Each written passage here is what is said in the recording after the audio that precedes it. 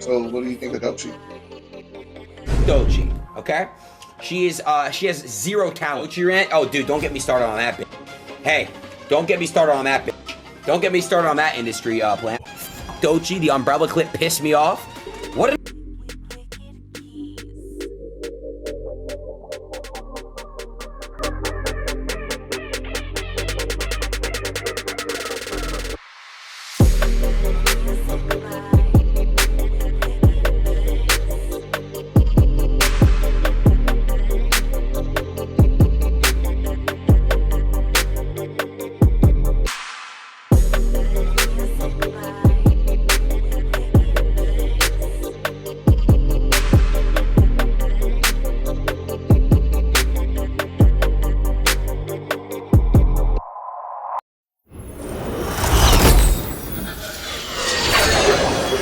Welcome to another episode of the Blast Podcast.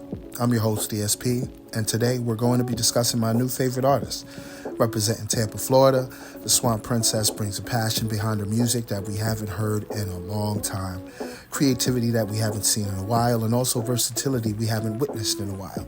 The artist that I'm speaking of is the one and only DOECHII. With bars that can rival any man spitting, DOECHII brings a new feel and flavor to the hip-hop genre that we need. A feel that we haven't felt or seen since Missy and Lauryn Hill. This won't be a video discussing her meteoric rise or breaking down any of her music. I'm sure there are plenty of videos on here that does that. In this video, I'll discuss how I came across the artist, how I feel about her music, the hate she's been dealing with, and what I think her future will look like. Grab a snack, a drink, shout out to the Gators.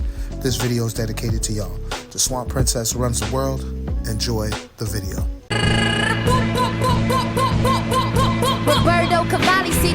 Before I discuss how I happened to find out about DOECHII, I do want to touch on what she was doing prior to me discovering her music. Like any other artist at the time, DOECHII uploaded her first song, Girls, on SoundCloud in 2016. 3 years later, she would release Coven Music Session Volume 1. She would go on to release her self-funded debut EP, Oh, the Places You'll Go, in 2020.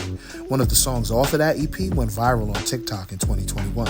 She would go on to release another EP the same year titled Brawless.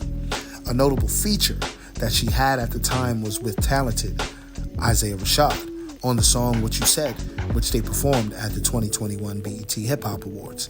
DOECHII was also the opening act during SZA's 2021 tour.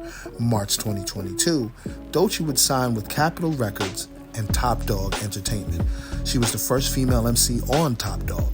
She would release her first single through that label titled Persuasive. She also was featured as an artist on David Guetta and Afrojack's song Trampoline alongside Missy and Bia.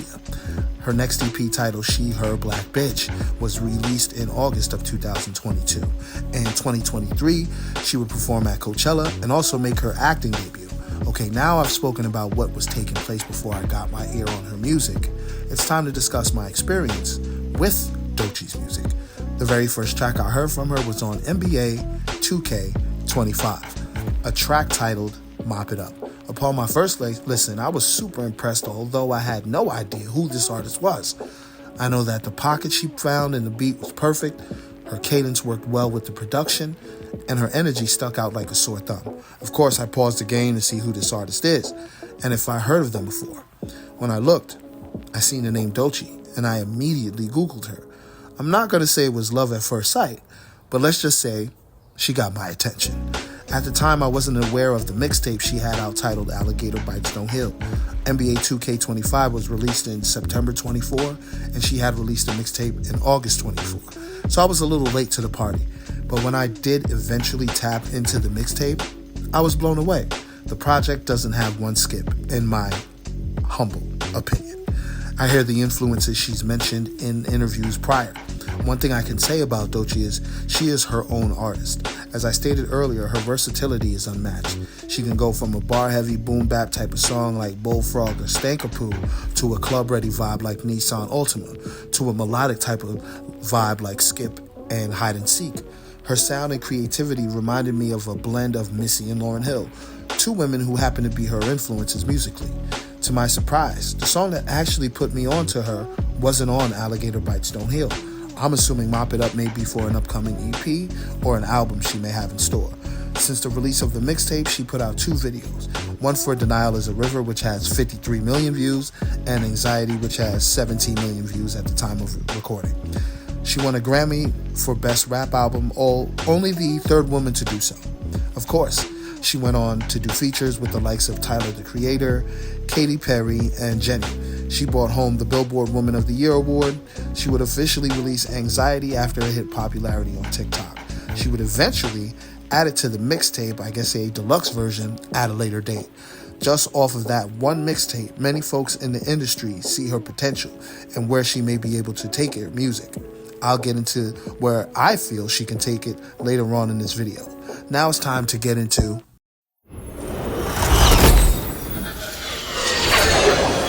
DOECHII, okay? She has 0 talent. DOECHII rant? Oh, dude, don't get me started on that bitch. Hey, don't get me started on that bitch. Don't get me started on that industry plan. DOECHII, the umbrella clip, pissed me off. What an entitled, unintelligent piece of shit she is. I'm not joking, bro. Stop listening to her music. Cardi and Abel, why would you give her a feature on a remix? You shouldn't have cleared it. She's just the worst. She's a piece of shit. She stole someone that I used to know. She makes no good music. She's horrible. Yes, I'm ready. Give me another. No, stop. Give me another umbrella now. Another one right there. And another one. I need another one. Another umbrella. Excuse me.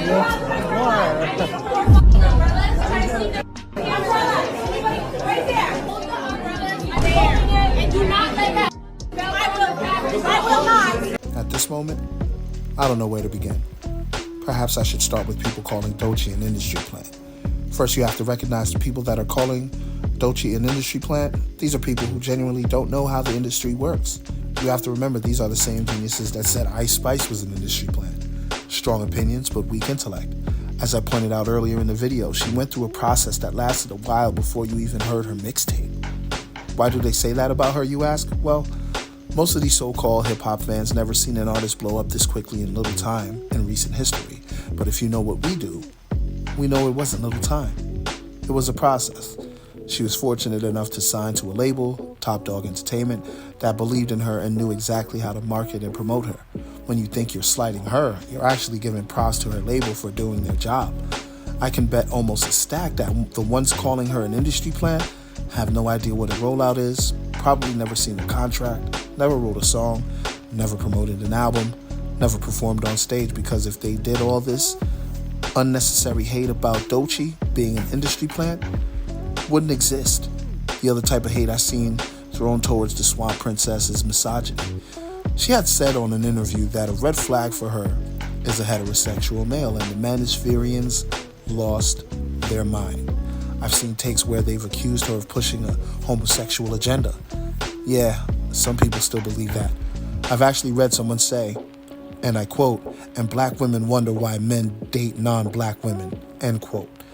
The fact that that was the conclusion they came to based off of one woman's comment is baffling to me. For the same men who listen to a genre that belittles women as much as they can, to act so fragile is hilarious. At one point, I had someone come to my page to argue about my take on DOECHI's statement. I had stated, let that woman be as queer as she wants to be. Just saying that got me some backlash. It was wild. Another type of hate I've seen thrown DOECHI's way, and I kind of expected it, is colorism. I've seen some inflammatory statements online about her complexion. Another weird take I heard was she makes slave music. I was like, what the fuck? I tried to piece together why would someone say that. Her music is similar to Doja Cat, Nicki Minaj, and Cardi B, but they were never compared to slave music.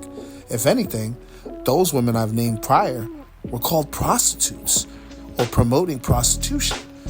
Not saying any of these women deserve to be called prostitutes, but DOECHII didn't get that critique.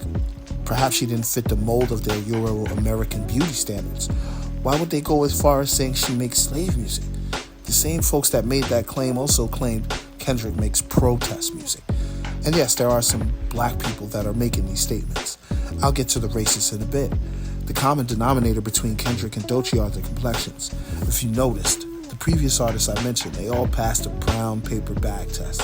As for K. Dot and DOECHII, not so much. Many artists in the past and present have to deal with these biases while making their way to stardom. Are all of these people making these crappy takes doing it purposely? Yes and no. Some know exactly what they're saying, and others are just partaking in the echo chamber. Now to segue to the races. We have to remember the current political climate we find ourselves in. People are more emboldened and inclined to say inflammatory things about someone's race, especially on the internet. It wasn't just black people calling Doechii's art slave music. As things always do, the racists got their hand on that take and ran with it. One thing I've learned about hip-hop, there are many racists who love the art but can't stand the people that make it. It's why I loved when Doechii said, I quote, anyone who doesn't think that hip-hop is an intellectual genre. I think that assumption is rooted in racism. End quote. And I wholeheartedly agree. I believe there are people that think hip-hop is just mindless turn-up music, or that is all they want from the genre. Fortunately, hip-hop is a lot bigger than that, and Doechii fully understands it. I'm on the side of the conversation that says many of the Doechii hate is forced. Not too long ago, Aiden Ross had some inflammatory things to say about Doechii. What triggered these comments? Her name was mentioned in his chat in regard to an umbrella incident which occurred at the Met Gala. She was on her way to the entrance where the celebrities get their photos taken. I'm assuming she wanted umbrellas so no one could see what she was wearing. Many people took issue with her tone, but again, I have to ask, if Doechii didn't look the way she did, would Aiden Ross would have went so hard? I mean, he low-key tried to get her music boycotted by folks who subscribe to his nonsense. I also believe some are just hating because of her Kendrick cosign. We all know what Kendrick did last year to a lot of these so-called hip-hop fans' favorite artists. So they're harboring ill will towards Kendrick and anyone he cosigns. Asinine, I know. If I'm to be honest, I still don't think any of the hate that has been sent her way will detour her route to success. She's just way too talented, and her music is undeniable. There's no hive mind capable of deterring her trajectory. Doechii, bitch, I love Doechii. Bitch, I do want to do a song with Doechii. That is on my list. That's on my album wish list. But I really have no song right now. But I feel like Doechii would be the type of person that you would have to be like in the studio to make a song with. Like, I would like to hear like a beat that she would like to rap over. And also I'm like challenging myself to rap over beats that I would not normally rap over without losing myself. What has your reaction been like to see Anxiety Challenge go so viral?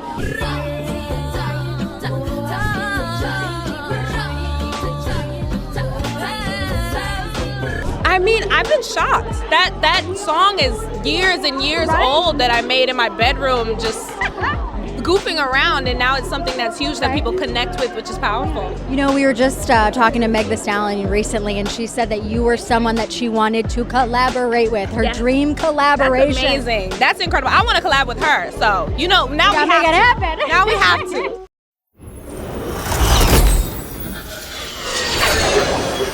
No, I will not be discussing her EP in this section, but I will be discussing where I think she could take her career when it's all said and done.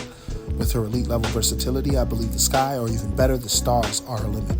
Just off of Alligator Bites Don't Heal, I can hear the pop potential she has, but also the potential of being the top female MC in the rap game. I look forward to seeing her collaborate with more artists. I'm sure she'll be penning some songs for artists as well in the near future. She will have the Billboard hits and will break records once that full-length album is released, and more to follow. As I stated earlier, she reminds me a lot of Lauryn Hill and Missy. I don't know how many more times I can reiterate that. I revere those two women when it comes to the genre of hip-hop or just music, period, because they were versatile with their pen and their creativity couldn't be emulated. I feel the same exact way about Doechii. I can't hold too much reverence for the woman because I haven't gotten a full-length album yet, but I'm sure when she does release it, I'm going to enjoy it without a doubt and properly revere the woman the way she should be. I look forward to seeing which seasoned veterans in the rap or even the pop genre that'll work with her. I can't forget to mention now, she took over Fashion Week in Paris, took over with her music, and did her modeling thing as well. So I wouldn't be shocked if she starts modeling for particular brands or perhaps start her own brand of clothing. With her potential, as I stated prior, the stars are the limit.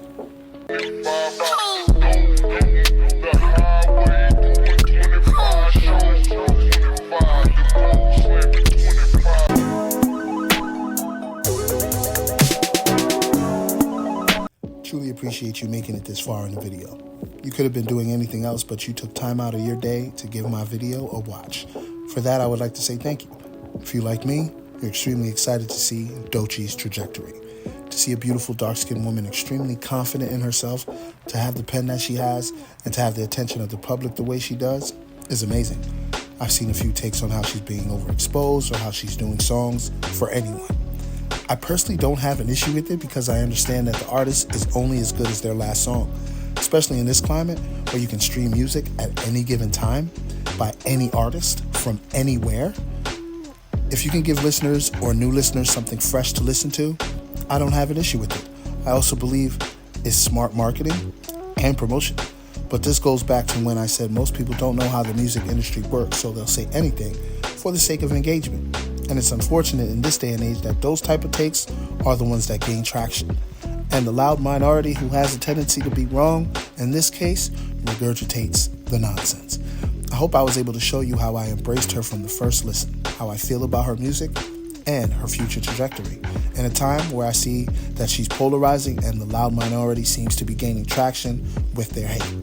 It was only right I came on here to not only give her flowers, but to also point out to anyone else who may be on the fence or aren't familiar with her and her music that you may give her a chance. If you're a fan of hip-hop, I'm sure you won't have an issue gravitating towards her music.